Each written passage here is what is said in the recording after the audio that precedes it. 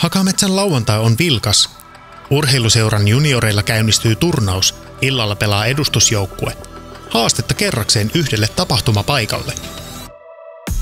Hakametsä Sport Campukselle on helppo tulla pyörällä ja kävellen, sillä se sijaitsee keskellä kaikkea. Saapuminen on sujuvaa myös julkisilla, omalla autolla tai vierasjoukkueen bussilla.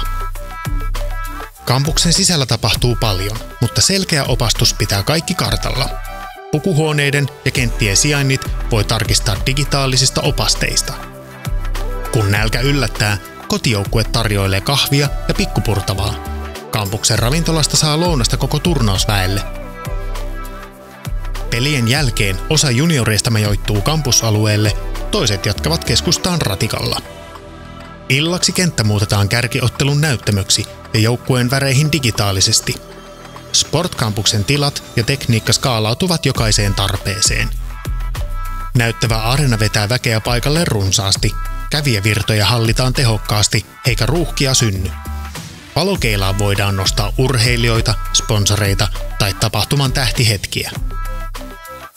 Illan päätteeksi operaattori viimeistelee tilat seuraavan päivän peleihin. Eri tahot kokoontuvat loppupalaveriin. Hakametsä Sport Campuksella toiminta on reilua ja kannattavaa kaikille.